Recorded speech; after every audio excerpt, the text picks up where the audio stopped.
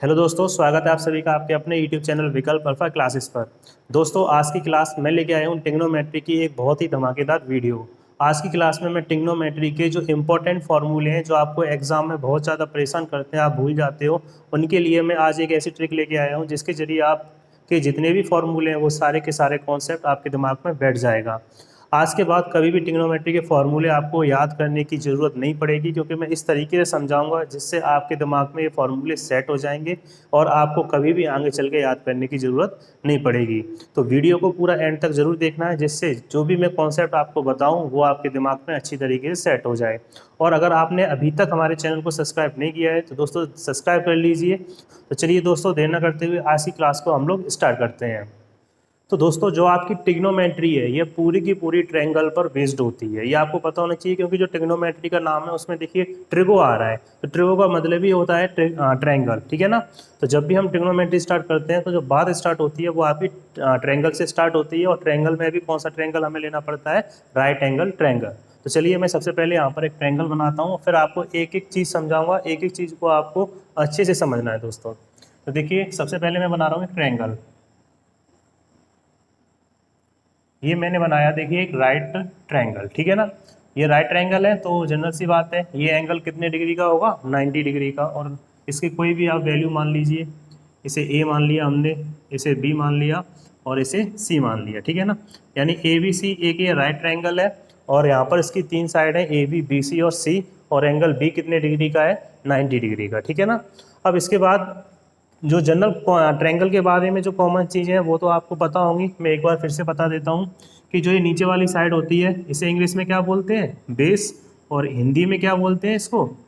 आधार, ठीक है ना। इसे क्या बोलते हैं? हाइपोटेनियस। और हिंदी में क्या बोलते हैं इसको? कर्ड। और इसे क्या बोलते हैं? परपेंडिकुलर। और हिंदी में बोलते हैं इसको लंब, ठीक है ना। तो ये तीनों भुजाएं होती हैं, जो आपका समकोण त्रिभुज होता है उसमें तीन भुजाएं होती हैं, इसमें एक को आधार, एक को कर्ण, एक को लंब या बेस, हाइपोटेनियस और परपेंडिकुलर बोला जाता है, ठीक है। बिल्कुल ये चीज़ें क्लियर हुआ आपको। अब जब आपको ये पता होगा कि अगर ये राइट ट्रायंगल है यानी समकोण त्रिभुज है, तो इसमें एक पाइथागोरस थ्योरम लगती है, और पाइथागोरस थ्योरम में क्या बोला जाता है कि जो कर्ण का वर्ग होगा वो लंब के वर्ग और आधार के वर्ग का क्या होता है? योग होता है, ठीक है ना। यानी हम ये बोल सकते हैं कि जो हाइपोटेनियस का स्क्वायर होता है वो बराबर होता है किसके? बेस का स्क्वायर प्लस परपेंडिकुलर के स्क्वायर की, ठीक है। ये होती है आपकी पाइथागोरस थ्योरम। तो ये दो चीज़ें ट्रिग्नोमेट्री को स्टार्ट करने से पहले ये चीज़ें आपको पता होनी चाहिए, क्योंकि जो ट्रिग्नोमेट्री का बिल्कुल बेसिक है वो आपका यहीं से स्टार्ट होता है, ठीक है ना। अगर आपको राइट ट्रायंगल के बारे में पता है, पाइथागोरस थ्योरम के बारे में पता है, देन उसके बाद आप ट्रिग्नोमेट्री स्टार्ट करोगे, ठीक है ना।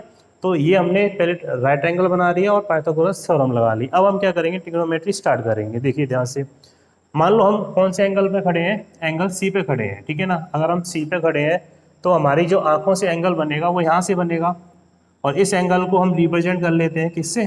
थीटा से, ठीक है ना। मान लो हम सी पे खड़े हैं तो एंगल यहाँ पे जो हमारी आंख से यहाँ एंगल बन रहा है वो क्या बन रहा है? थीटा, और हम सामने की तरफ देख रहे हैं, ठीक है। अब क्या होता है एक्चुअली, जो आपका राइट ट्रायंगल है इसकी जो साइड है इनका रेशियो ही ट्रिग्नोमेट्रिक रेशियो कहलाता है। जो ट्रिग्नोमेट्रिक रेशियो होता है, रेशियो मतलब आपका अनुपात, और अनुपात किसका? जो आपका ट्रायंगल है उसकी भुजाओं का अनुपात। जो ट्रायंगल की भुजाओं का अनुपात होता है, रेशियो होता है, वही, हाँ, उसी को हम बोलते हैं ट्रिग्नोमेट्रिक रेशियो। जैसे यहाँ पर अगर मैं कहूँ तो कितने रेशियो बन सकते हैं? तो देखो, अगर आप अलग अलग कहोगे तो यहाँ पर आपके 3 रेशियो बन सकते हैं। एक तो कौन सा रेशियो बन जाएगा? P अपॉन बी का बन जाएगा, मान लो इन दोनों का रेशियो हो गया, ठीक है ना। एक रेशियो क्या बन जाएगा? P अपॉन एच का बन जाएगा, ठीक है। और एक रेशियो कौन सा बन जाएगा? तो हम बोलेंगे B अपॉन एच का बन जाएगा, ठीक है ना। तो ये 3 रेशियो यहाँ पर बन सकते हैं। मान लो हम जो लंब है उसको आधार के साथ रेशियो बना दें, लंब का कर्ण के साथ रेशियो बना दें, और आधार का कर्ण के साथ बना दें, ठीक है। तो ये 3 तरीके के रेशियो बन सकते हैं एक राइट ट्रायंगल में, ठीक है ना। अब इन 3 जो रेशियो बने, इन रेशियो को हमने ट्रिग्नोमेट्री में अलग अलग नाम दे दिया है, ठीक है ना। बेसिक जो नाम होते हैं, जो आपका P अपॉन बी होता है दोस्तों, इसे हमने बोल दिया है ट्रिग्नोमेट्री में tan, ठीक है ना। और P अपॉन एच होता है जो आपका, इसको हमने ट्रिग्नोमेट्री में बोल दिया है साइन, और b अपॉन एच होता है, इसको हमने ट्रिग्नोमेट्री में बोल दिया है कॉस, ठीक है ना। तो p अपॉन बी का रेशियो टेन कहलाता है, p अपॉन एच का रेशियो साइन कहलाता है, b अपॉन एच का रेशियो कॉस कहलाता है, ठीक है, क्लियर हुआ। उसके बाद अब जो जिस एंगल से खड़े होकर देख रहे थे वो एंगल कौन सा था, c, और c के एंगल को हमने क्या माना है, थीटा। तो इन सब के साथ क्या आ जाता है यहाँ पर, थीटा, यानी टेन थीटा बराबर इस एंगल में जब हम यहाँ खड़े होंगे तो क्या होगा, p upon B, sine theta बराबर p अपॉन एच, और कॉस थीटा बराबर b अपॉन एच होगा, ठीक है ना। तो ये तीन जो है वो आपके मेन फॉर्मूले होते हैं आपके ट्रिग्नोमेट्री के। ट्रिग्नोमेट्री बस इन्हीं को घुमा घुमा के अलग अलग फॉर्मूले आपके बनते हैं दोस्तों। ये ट्रिग्नोमेट्री का क्या होता है, बेस होता है, ठीक है ना। क्लियर हुआ, बिल्कुल सिंपल है, अच्छे से आपको समझते चलना है। तो हमने आपको तीन बता दिया कि साइन का क्या होता है, परपेंडिकुलर अपॉन हाइपोटेनियस, कॉस का क्या होता है, बेस अपॉन हाइपोटेनियस, और टेन का क्या होता है, परपेंडिकुलर अपॉन बेस, ठीक है ना।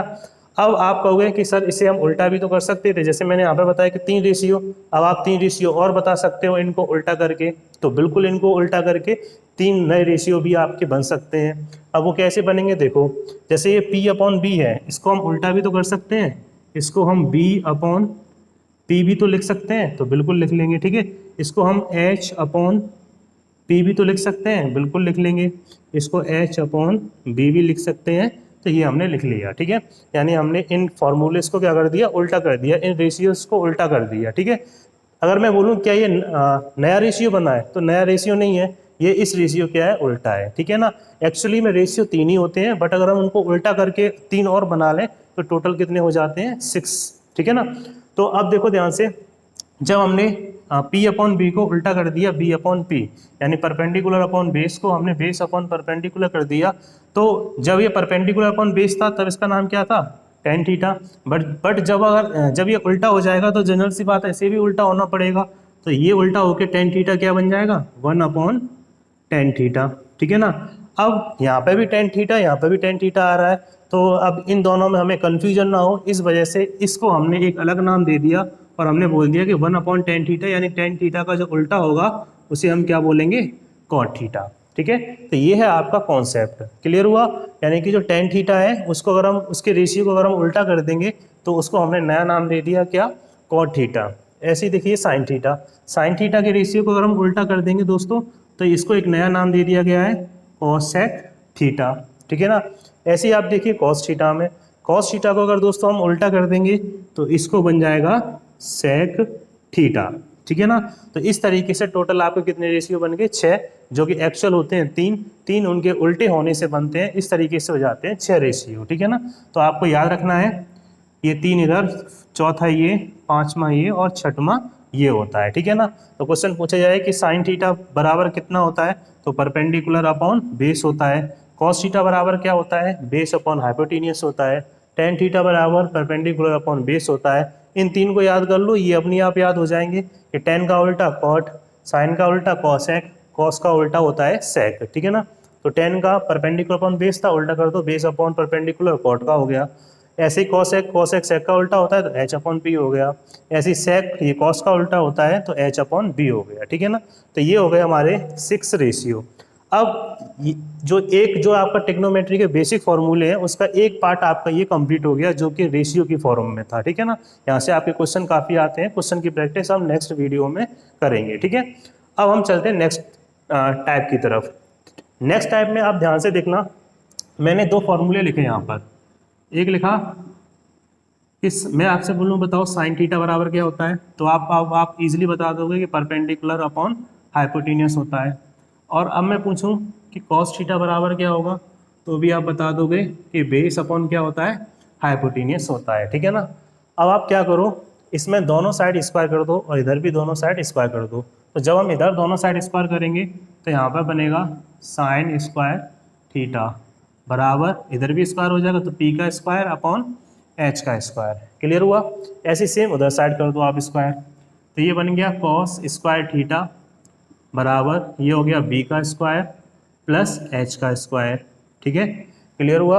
यानी हमने क्या किया कि जो साइन थीटा का फॉर्मूला था इसमें दोनों साइड इधर भी इक्वल के इधर भी हमने स्क्वायर कर दिया। ऐसे ही हमने कॉस में इधर भी और इधर दोनों साइड इसका स्क्वायर कर दिया, ठीक है। इसके बाद क्या करो, इन दोनों को जोड़ दो। तो जब इन दोनों को प्लस करेंगे तो ध्यान से देखो, sign square theta plus cos square theta बराबर कितना हो जाएगा। अब जब हमने इसको प्लस किया तो जनरल सी बात है इसको भी और इसको भी प्लस करना पड़ेगा। तो P square upon H square plus B square upon H square. Clear हुआ। यानी साइन थीटा को दोनों को स्क्वायर करके हमने क्या कर दिया, प्लस कर दिया। अब आप इनको प्लस करो, तो प्लस करेंगे तो देखो इधर भी एच स्क्वायर है इधर भी एच स्क्वायर है, तो इनका एलसीएम क्या आएगा, एच स्क्वायर, और ऊपर क्या बचेगा, P square plus B square. ठीक है। अब मुझे एक बात बताओगे, P square plus B square किसके बराबर होता है। तो अभी मैंने आपको पाइथागोरस प्रमेय में समझाया था कि P square plus B square हमेशा हाइपोटेनियस के स्क्वायर के बराबर होता है। तो जो P square plus B square लिखा है उसकी जगह हम यहाँ पे क्या लिख लेंगे, एच स्क्वायर। ठीक है ना। तो यहाँ पे हमने लिख दिया एच स्क्वायर अपॉन एच। तो ये दोनों कट जाएंगे दोस्तों, तो आंसर कितना बचेगा यहाँ पर 1। ठीक है। तो कुल मिला के जो यहाँ पर हमने सॉल्व किया उसका आंसर क्या आया, sign square theta plus cos square theta बराबर क्या होता है, 1 होता है। ठीक है ना। क्लियर हुआ। तो देखिए इस तरीके से अभी तक आप sign square theta plus cos square theta को याद करते रहे, रटते रहे कि 1 होता है, और एग्जाम टाइम में भूल जाते थे। बट ये 1 क्यों होता है वो मैंने आज आपको पूरा का पूरा एक्सप्लेन करके बता दिया। ठीक है ना। तो याद रखना है ये हमारी एक बहुत ही इंपॉर्टेंट आइडेंटिटी है ट्रिग्नोमेट्री के लिए, कि sign square theta plus cos square theta की वैल्यू हमेशा कितनी होती है, 1 होती है। क्यों होती है उसका आंसर आपके सामने पूरा प्रूव करके मैंने दिखा दिया है। ठीक है ना। अब देखो जनरल सी चीज़ है कि जब ये तो आपकी मेन आईडी हो गई, ठीक है ना, ये क्या हो गई, मेन इक्वेशन हो गई। अब इस इक्वेशन को आप चेंज करके जितने भी तरीके से बनाना चाहो आप ये आराम से बन जाएगी। ठीक है। आपको फॉर्मूले रटने की ज़रूरत नहीं पड़ेगी। जैसे मैं अभी इसको एग्जांपल लेके समझाऊं, मैं अगर आपसे बोलूं कि मुझे साइन स्क्वायर थीटा की वैल्यू बताओ कितनी होगी, तो बिल्कुल सिंपल है, आप आसानी से बता दोगे कि साइन स्क्वायर थीटा की अगर मैं वैल्यू पूछ रहा हूँ तो कॉस स्क्वायर थीटा को उधर भेजेंगे, इधर 1 था, कॉस स्क्वायर थीटा उधर जाके माइनस का हो जाएगा। लो ये वैल्यू किसकी हो गई, साइन स्क्वायर थीटा की वैल्यू कितनी होती है, 1 माइनस कॉस स्क्वायर थीटा। एक और नया फॉर्मूला बन गया। अब ये क्या कोई नया फॉर्मूला है, नहीं, बना तो इसी से है। अगर आपको ये पता होगा तो आप ये आसानी से बना लोगे, इसको याद करने की आपको जरूरत नहीं पड़ेगी। ठीक है ना। अब इसी में मैं बोलूँ कि मुझे सिर्फ साइन थीटा की वैल्यू बताओ, यहाँ से स्क्वायर हटाओ, तो लो स्क्वायर भी हटा देंगे यहाँ से हम। अगर स्क्वायर हटाएंगे तो इधर क्या लग जाएगा, रूट, तो 1 माइनस कॉस स्क्वायर थीटा, ये हो गई वैल्यू साइन थीटा की। ठीक है ना। ऐसे ही आप कॉस के साथ कर सकते हो। मैं यहाँ पे बोलूँ बताओ कॉस थीटा की वैल्यू कितनी होगी, कॉस स्क्वायर थीटा की वैल्यू कितनी होगी, तो आप तुरंत बता दोगे 1 माइनस साइन स्क्वायर थीटा। ठीक है। और इसमें भी मैं आपसे पूछूँ कि बताइए कॉस थीटा की वैल्यू कितनी होगी, तो आप तुरंत बता दोगे under root 1 minus sine square theta. ठीक है ना। तो इस तरीके से एक इक्वेशन से यानी आप 4 और फॉर्मूले बना सकते हो। ठीक है। बट इनको याद करने की जरूरत नहीं है, मेन इक्वेशन आप याद रखो, इससे आप इनको भी सॉल्व कर लोगे। ठीक है ना। तो ये हो गई एक मेन इक्वेशन, यानी कि जब मैंने किसको किसको किसको प्लस किया, साइन थीटा और प्लस कॉस थीटा, यानी इस इक्वेशन को और इस इक्वेशन को दोनों को स्क्वायर करके हमने क्या कर दिया, प्लस कर दिया, तो हमारी एक equation sign square theta plus cos square theta बन गई। ठीक है ना। अब ऐसे ही क्या टेन और कॉट के बीच में, इनके बीच में भी फॉर्मूले बनते होंगे, तो दोस्तों बिल्कुल बनते हैं। ठीक है। अब वो फॉर्मूले कैसे कैसे बनते हैं, उनके लिए जो तरीका है वो आपका यही है। ठीक है। मैं डायरेक्ट आपको एक आइडेंटिटी बता दे रहा हूँ, उसको आपको याद रखना है। जैसे एक और आइडेंटिटी होती है दोस्तों, इसे हम बोलते हैं sec square theta minus tan square theta equal to कितना होता है, तो आप कहोगे 1। ठीक है। अब आपको कैसे 1 होता है, तो बिल्कुल इजी है। देखो अब बार बार मैं एक आपको करके नहीं दिखाऊंगा, आपको क्या करना है कि सेक स्क्वायर थीटा मैंने बोला, तो सेक स्क्वायर थीटा की वैल्यू कितनी है, एच अपॉन बी, तो इसका स्क्वायर कितना हो जाएगा, H square upon B square. आप यहाँ पर H square upon B square रख देना।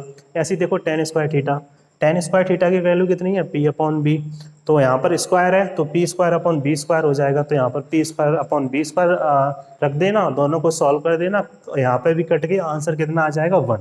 ठीक है ना। तो कुल मिला के एक आइडेंटिटी ये है, दूसरी आइडेंटिटी ये है। अब इस आइडेंटिटी से भी आप फॉर्मूले बना लोगे। मैं बोलूँ कि सेक स्क्वायर थीटा का फॉर्मूला बताओ क्या होता है, तो माइनस के टेन स्क्वायर थीटा को उधर भेज देंगे, 1 प्लस टेन स्क्वायर थीटा। ठीक है ना। ऐसे में आपसे बोलूँ यहाँ पर टेन स्क्वायर थीटा की वैल्यू बताओ क्या होगा, तो देखो 10 माइनस का उधर आ जाएगा, 1 इधर आ जाएगा, तो टेन स्क्वायर थीटा की वैल्यू कितनी हो जाएगी, सेक स्क्वायर थीटा माइनस 1। ठीक है ना। तो 2 फॉर्मूले आपके ये और बन गए। ये किससे बने हैं, इससे, यानी कि कुल मिला के अगर ये इक्वेशन पता है तो आप इससे जो ये दो नए फॉर्मूले बना लोगे, याद करने की ज़रूरत आपको नहीं पड़ेगी। ठीक है, अगर मैं सिर्फ सेक थीटा की वैल्यू पूछता तो सेक थीटा की वैल्यू यहाँ से स्क्वायर उठा के आप इधर रूट लगा दो तो सेक थीटा की वैल्यू बन गई। ठीक है ना, इस तरीके से एक इक्वेशन ये बहुत इंपॉर्टेंट है, दूसरी ये बहुत इंपॉर्टेंट है, और तीसरी आपकी इंपॉर्टेंट है, याद रखना है, cosec square theta minus cot square theta equal to कितना होता है 1। तीसरी आपकी ये बहुत इंपॉर्टेंट है, जो आपके एग्जाम में काफ़ी क्वेश्चन यहाँ से पूछे जाते हैं। ठीक है ना, क्लियर हुआ। तो तीन इंपॉर्टेंट इक्वेशन आपको याद रखनी है, sine square theta plus cos square theta equal to 1 होता है, sec square theta minus tan square theta equal to 1 होता है, और cosec square theta minus cot square theta equal to क्या होता है 1 होता है। ठीक है, तो पहला हमने चीज़ आपको रेशियो बताए, दूसरे हमने ये तीन इक्वेशन बताई जिनसे आपके, अगर आप देखो ध्यान से तो आपकी ये तीन इक्वेशन, तीन फार्मूले नहीं है आपके, मैंने कितने फार्मूले तैयार करा दिए। देखिए एक इक्वेशन तो ये हो गई, एक इक्वेशन से आप चार फार्मूले बना सकते हो। ठीक है ना, ऐसे इस इक्वेशन से कितने बन जाएंगे 4, इस इक्वेशन से कितने बन जाएंगे 4। जैसे मैं यहाँ पर बोलूँ कि बताओ कॉसेक स्क्वायर थीटा की वैल्यू कितनी होगी, तो आप तुरंत बता दोगे 1 प्लस कॉट स्क्वायर थीटा। ऐसे मैं बोलूँ कॉट स्क्वायर थीटा की वैल्यू कितनी होगी, तो आप तुरंत बता दोगे कॉसेक स्क्वायर थीटा -1। ठीक है, अब मैं स्क्वायर हटा के पूछ लूँ तो आप उधर रूट लगा दो, 4 बन जाएंगी। ठीक है, तो कुल मिला के 4 4 8 और 4 12, 12 और 3 कितने हो गए 15। 15 इक्वेशंस आपको मैंने बता दी, पर लेकिन 15 की सारी आपको रटने की ज़रूरत नहीं है, मैं फिर से बता रहा हूँ। अगर आप रटोगे तो एग्जाम में भूल जाओगे। आप इस तरीके से इनको 2-3 बार, जैसे मैंने यहाँ पर इसे सॉल्व करके बनाया, आप तीनों को सॉल्व करके अपनी कॉपी में तीनों को सॉल्व करके देख लेना। सॉल्व करते करते आपके दिमाग में ये याद हो जाएंगे, कभी भी आपको रटने की ज़रूरत नहीं पड़ेगी। ठीक है ना, तो इस तरीके से हमारे एक ये रेशियो हो गए, 3 इक्वेशंस हो गई। ठीक है ना, इसके बाद नेक्स्ट इंपॉर्टेंट आपको और एक चीज़ याद रखनी है। वो क्या याद रखनी है कि जैसे मैंने आपको बताया कि ये हो गया साइन थीटा। ठीक है, ये क्या हो गया साइन थीटा। अब साइन थीटा का उल्टा क्या होता है बताओ, तो मैंने अभी आपको बताया कि साइन थीटा का उल्टा क्या होता है, कॉसेक थीटा होता है। ठीक है ना, यानी कि हम ये बोल रहे हैं कि साइन थीटा का उल्टा क्या होता है, कॉसेक थीटा। ठीक है, अब देखो ये क्या है सीधा, ये क्या है उल्टा। जैसे मैं एक एग्जांपल लेके बताऊं, जैसे 5 हो गया, अब ये 5 लिखा मैंने, मैं बोलूँ 5 का उल्टा क्या होगा, तो आप बोलोगे 1/5 होगा। अब ये सीधा है, ये उल्टा है, अगर मैं इन दोनों का मल्टीप्लाई करा दूं तो बताओ कितना आंसर आएगा, तो आप बोलोगे 1 आंसर आएगा। कहने का मतलब हुआ कि अगर हम एक सीधा एक उल्टा इन दोनों का अगर हम मल्टीप्लाई कराते हैं तो आंसर कितना आता है 1। ठीक है ना, तो वही सेम आपका ट्रिग्नोमेट्री में चलता है। कैसे चलता है देखिए ध्यान से, ये साइन थीटा और साइन थीटा का उल्टा क्या होगा, कॉसेक थीटा। तो इन दोनों का अगर हम मल्टीप्लाई करेंगे तो आंसर हमेशा कितना आता है, 1 आता है। यानी sine theta into cosec theta बराबर कितना होगा, 1 होगा। क्यों होगा, क्योंकि साइन का उल्टा कॉसेक होता है और एक सीधा एक उल्टा है, अगर उनका मल्टीप्लाई कराओगे तो हमेशा एक ही आंसर आपका आएगा। ठीक है ना, ऐसे ही आपका हो जाएगा कॉस के साथ। कॉस का उल्टा क्या होता है, सेक, तो हम बोले cos theta into sec theta बराबर कितना हो जाएगा 1, क्योंकि कॉस और सेक आपस में कैसे हैं, एक दूसरे के अपोजिट है यानी उल्टे हैं। ठीक है ना, ऐसे मैं आपसे बोलूँ कि टेन और कॉट, तो देखिए ध्यान से, tan theta into cot theta बराबर कितना हो जाएगा 1। तो ये हो गया टेन और कॉट का। ठीक है ना, तो इस तरीके से जो आपकी ट्रिग्नोमेट्री है बिल्कुल एडवांस लेवल, बिल्कुल जो लोअर लेवल की होती है ट्रिग्नोमेट्री, उसके मैंने फॉर्मूले आपको यहाँ पर क्लियर कराए हैं। ठीक है, आई होप ये सारे के सारे आपको अच्छी तरीके से समझ में आ गए होंगे। कोई भी डाउट अगर आपका बचता है तो आप कमेंट करके मुझे बता देना, और अगर पूरी क्लास अगर आपको अच्छी लगी है तो प्लीज़ ज़्यादा से ज़्यादा इसको लाइक करना और अपने दोस्तों में शेयर कर देना। और फिर से मैं बोल रहा हूँ, अगर आपने हमारे चैनल को अभी तक सब्सक्राइब नहीं किया है तो प्लीज़ सब्सक्राइब कर लीजिए, क्योंकि इस तरीके की और भी इम्पोर्टेंट वीडियो मैं लगातार लेके आता रहूँगा। और अगर आपको इसका पार्ट सेकंड चाहिए, यानी कि ये मैंने बताया 9th-10th लेवल का है, अगर आपको एडवांस लेवल के फॉर्मूले और चाहिए तो आप कमेंट करके बता देना, मैं इसका पार्ट सेकंड ले आऊँगा, उसमें इसके और एडवांस लेवल के फॉर्मूले मैं आपको सॉल्व करा दूँगा। ठीक है, तो चलिए अब मिलेंगे नेक्स्ट वीडियो में, तब तक के लिए आप सभी लोगों का बहुत बहुत धन्यवाद। थैंक यू सो मच दोस्तों।